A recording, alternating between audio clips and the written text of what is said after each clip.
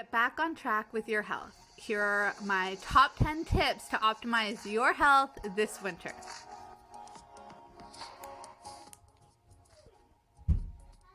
It can be easy to blame it on the holidays, claim that you got too busy to make healthy decisions a priority, or convince yourself that everyone puts on extra weight in the wintertime, that everyone is sitting around the house because we're on a global lockdown. Whatever the excuse, it happened. You slip back into old patterns. You're maybe even unaware of it for a few days or a few weeks. It happens to all of us eventually. The important thing is to be thankful for your awareness now. Notice that this is an opportunity to get crystal clear about when, why, and why it is that you slipped, so that you can move forward with new wisdom. Now it's time to renew your motivation. Going off track with your health goals is a signal that your motivation has veered off track. Sit down and do the work. When you were eating whole foods, how great did you feel? What was motivating you to eat right? When you're active in your body, how much positive energy do you cultivate? Recreating those feelings can help you get back into your healthy flow and keep you motivated. Here are some additional tips to help you get back on track and optimize your health this winter. Dry skin. Dry skin is a common problem that occurs mostly in winter. Dry skin makes you uncomfortable because it changes from the plump cells to shriveled ones. That leads to unpleasant wrinkles and lines on your skin. My solution is banana and avocado face masks, castor oil for your scalp, hair, and face, coconut oil for your body and teeth, olive oil for your hands and nails.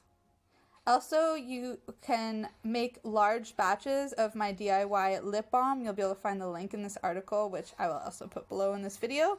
This is what I do with my friends, and we enjoy giving them out and sharing these natural alternatives with others, people we meet, people in our family. Depression is another thing that comes up in winter. There's research linking vitamin D deficiency to over 200 diseases, as well as SAD, seasonal depression disorder. SAD can surface in late fall or early winter, fading by spring or early summer. Winter's dullness, the lack of sun and shorter days, can wear on even the strongest psyche. Our body gets vitamin D in two ways, through the sunlight and our food. There are a number of foods such as fish, eggs, and mushrooms that provide us vitamin D. Another option is to incorporate a vitamin D supplement or purchase a light that emits 10,000 LUX. All this aside, just 30 minutes of light exposure per day, ideally in the morning, is enough to really lift your mood. If you are opting for a supplement, I do also recommend a spray or liquid. That way the body can absorb it much more easily and you get the most for your money. Weight gain is something that comes up quite often. Developing healthy relationship food is a top priority here. Bring your family into the kitchen, some music, Reiki love, and good vibrations. If you eat the standard American diet, the SAD diet, your kitchen cabinets, refrigerator, and freezer contain foods that are terrible for your health and your weight. So get rid of it all. Get rid of all the foods that are sabotaging your health. Focus on filling the space with the healthy foods you already enjoy and some new stuff you have been interested to try. Addiction to coffee and alcohol is another one here. Alcoholic beverages and coffee have no season. People want them in the summer to cool off and in the cooler months to warm up. Both have too many other negative effects to outweigh the benefits. So here's what I tell my clients. Swap the alcohol for kombucha and allow yourself one coffee a day before 2 p.m. That's usually fine. Just make sure that no matter whether you're drinking alcohol or drinking coffee, that you drink pure water before and after you do either of those things. Sugar and carb cravings are other ones that come up. The primary reason people crave carbs is because they lack carbs. Carbohydrates are a valuable source of fuel. If you don't have enough fuel, your body craves sweets, fats, and carbs because your body needs that fuel. It's easy to become deficient in carbs and sugar due to fads like gluten-free, keto, low carb.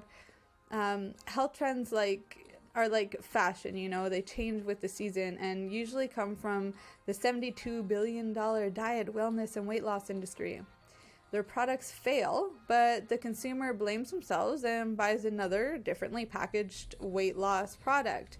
The real solution here is to eat whole foods. Whole grains and root vegetables are sweet alternatives that can crusade the cravings as you retrain your brain to ask for the nutritionally dense foods your body really desires. If you got bored taste buds, try some new recipes. We all get into a food rut sometimes, and trying new recipes is a great way to liven up your taste buds. When you get bored of something, freeze it. Freeze the meals, the fruits, the greens, the herbs.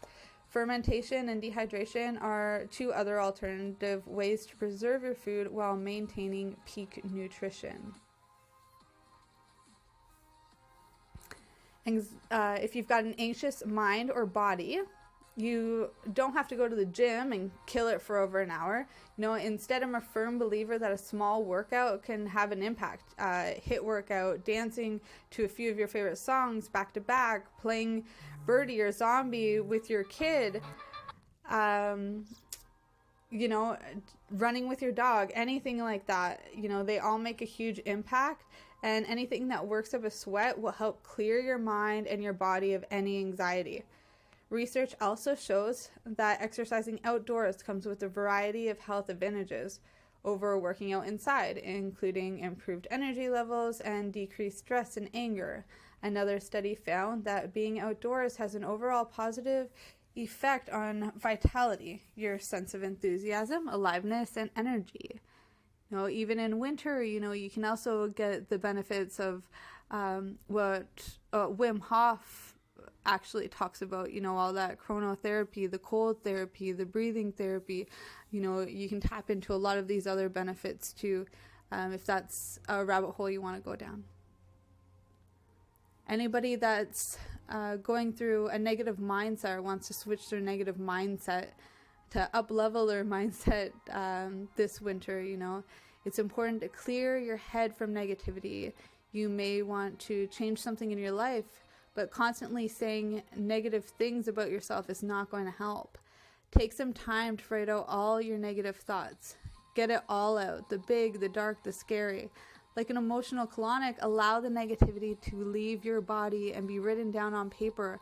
Allow the negative energy to release through your toes or out the bottom of your spine. Allow any energy not serving you to release back to Mother Nature, who will know what to do with it. Now is your job to fill this space with gratitude. Like pixie dust, you're going to want to sprinkle gratitude on everything as you go about your day. Sleep. Sleep is another one that comes up in the winter quite often. Oversleeping, lack of sleep. Winter in particularly can send your REM cycle spiraling. Lack of sunlight means more melatonin, the hormone responsible for regulating your sleep cycle. Your body may ask you to sleep in later or to take a nap or something in the afternoon. But I encourage you instead, set an earlier bedtime. We close our kitchen in our home by 8 p.m. and everyone is in bed by 10 p.m. or earlier.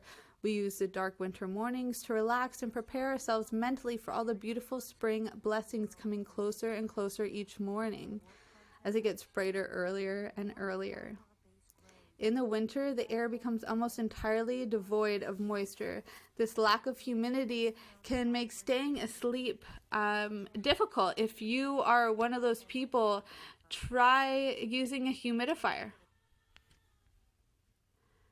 Weakened immunity.